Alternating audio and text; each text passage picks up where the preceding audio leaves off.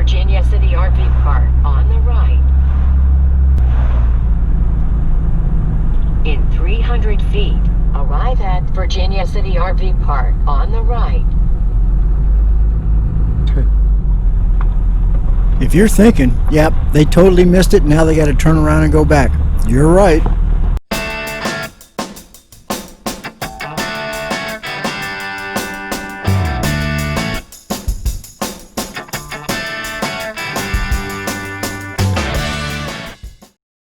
You know, we had a hard time finding this thing. Maybe because it used to be called Virginia City RV Park, and now it's called Rambling Moose RV Park.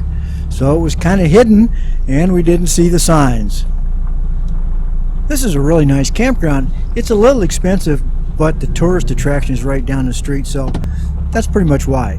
But it's not too bad. As far as the price, I think we paid about $39, which was $10 more than we paid the night before. But it's a nice campground. It's very clean.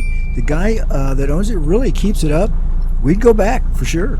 Now we're heading to spot 28, which is, he said, up on the hill in the woods. Whoa, whoa. 26, 27, 28. Cool. Right here. Let's get back in.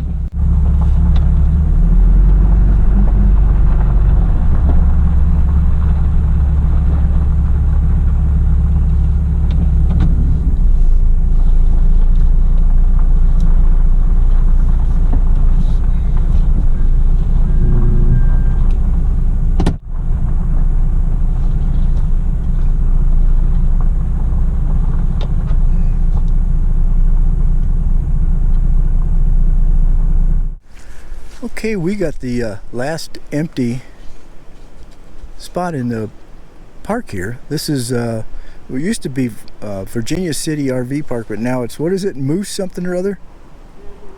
Ramblin' Moose RV Park. Shirley just got done cooking fajitas, and we're going to have that for dinner, but while we were starting to cook dinner, you're not going to believe it pulled up next to us. It was the last empty spot, and we were wondering when somebody's going to come in, and the guy backed in, and this is a 1956 Airstream that he said somebody had started it, they'd made it polished, and then they finished the inside and did a bunch of work on the outside to get dents out of it. But that thing's amazing. What I thought was kind of cool is that it's got a sub hatch.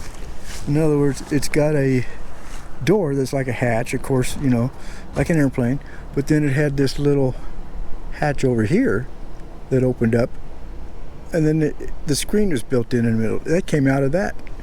That's pretty cool. A Safari.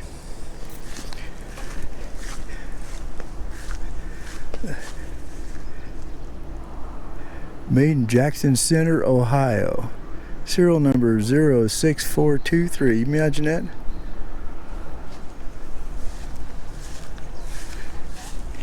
That thing is polished up, isn't it?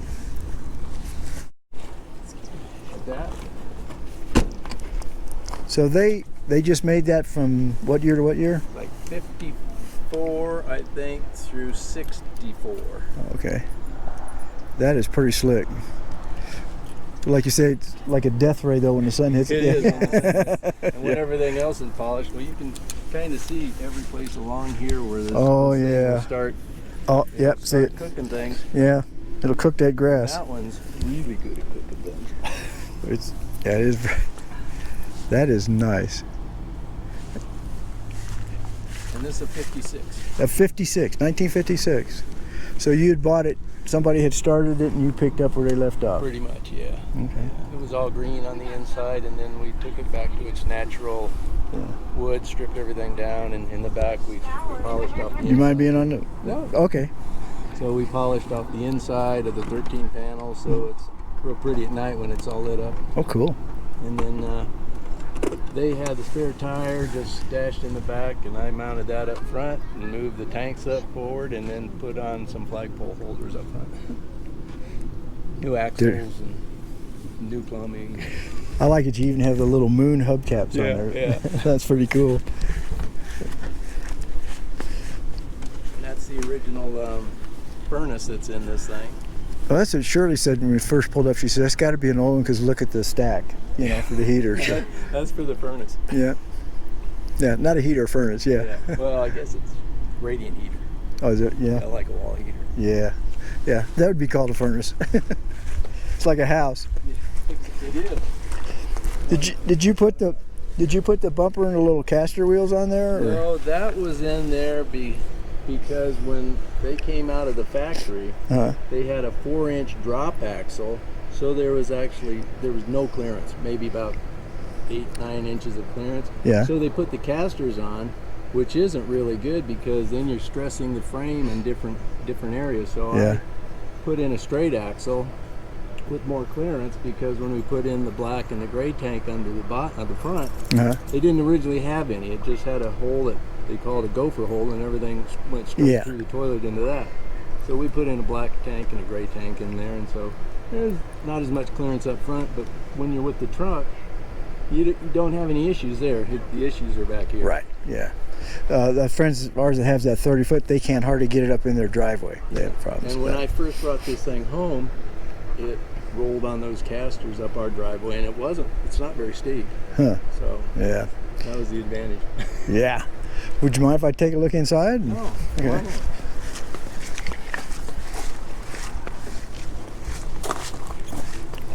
Whoa, that's nice. And you did all the interior and everything? Yeah, we refinished everything.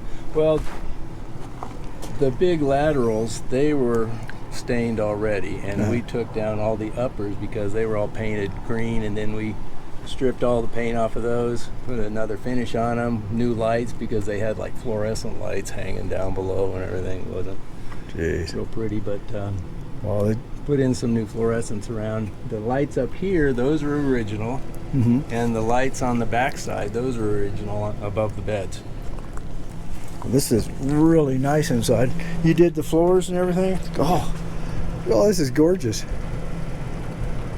And then these lights on both sides of there, those are the original sconces that came with them, and they're kind of cool looking. Yeah.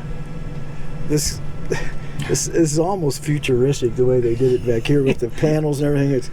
And that was originally painted. Yeah, I like the way you did it in the natural. That really looks cool. I bet it helps. One of these lights for you. Okay, I bet it really helps in the lighting too. Oh yeah. So these are the original lights, and when you turn on both sides, it just glows back there. It does. It's pretty cool. That's neat. Of course, you have the bird. A little flamingo. Flamingo, yeah. Gotta have that. Gotta have that, yeah. And we found out when we had. I like that. When we first bought this trailer, we didn't know it, but everything that's curved in here was part of a deluxe version of it. The standard version was all aluminum panel or aluminum frames, and the back there was just squared off. So we found out after the fact all of this curved stuff was only with the deluxe upgrade. We had no idea. Dumb luck. Yeah, that's usually the way it is, isn't it? Yeah. But we like the big old bank of windows, which is why we got it, and we like the little dinette. Well, this is really nice. And this is kind of cool because it's got these little drawers that all pull out. Oh, that's slick. And we have some small solar panels on top, so we really don't use much energy unless we use the AC. And yeah, this is the original wall furnace, which I think came right out of a home, you know. Yeah, that's what they look like. I remember one in our house when I was a kid looked like that. 1956. Very nice, very nice. And that's still the original stove and oven. Works great. And then upgraded refrigerator. Original sink, but we put in a new faucet. And then this is the little bathroom that we take shower with. We put in a marine grade setup in there, and works great. Good.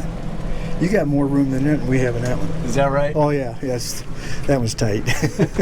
And you know, we go through a little bit of water when we're taking showers, but boy, it sure feels good. Oh yeah, yeah. And what was your name? My name's Rod. Rod? Sly, yeah. Dave Sinclair. Dave, nice my to meet wife you. Shirley. And my wife Lisa's out there. There she is. Well, you got a really nice trailer. Well, thank you very much. Appreciate it. Well, good morning from Montana. This should be our last day in Montana since we're heading south of Yellowstone and going to go down to the Tetons and stay a while. So we stopped at, it used to be Virginia City RV Park, but now it's Rambling Moose Campground. Really nice place.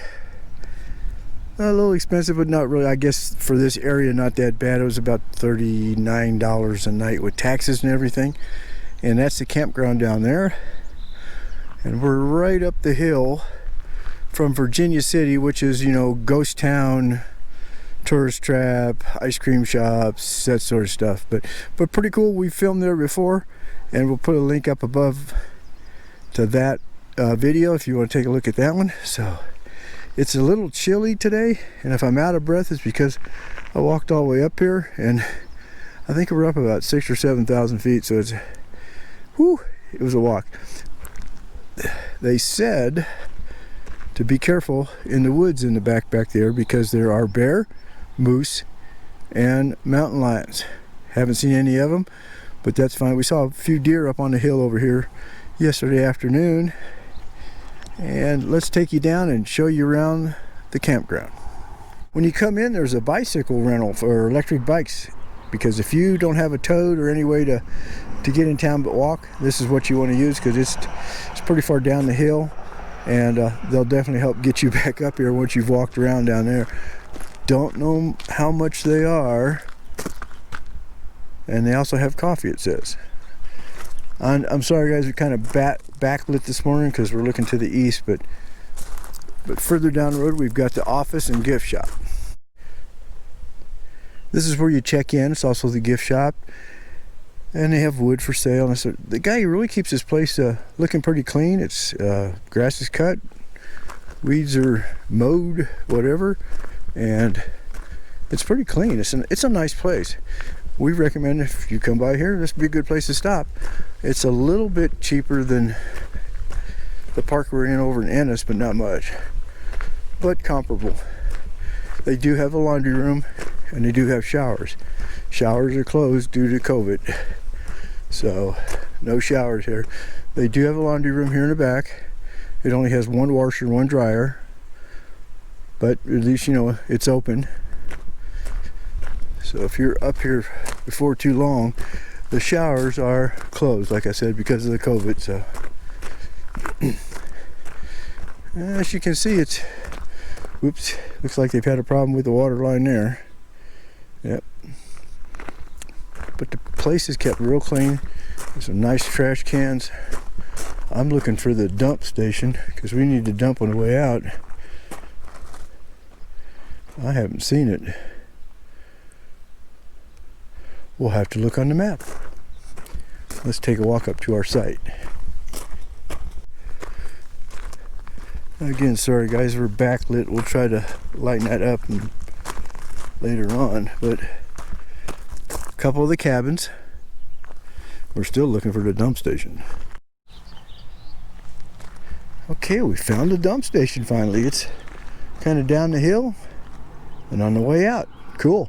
All right, so we don't turn around and go back or nothing. I thought for a while we were going to turn around the way it looked, but come down here, dump, and gone. So we'll be doing that and heading off a little bit later. Well, good morning. Another day in Montana, but this is more than likely going to be our last day in Montana since we're heading down into Yellowstone and the Tetons. Last night we stayed at the office and gift shop. No. Let's try that again. Well,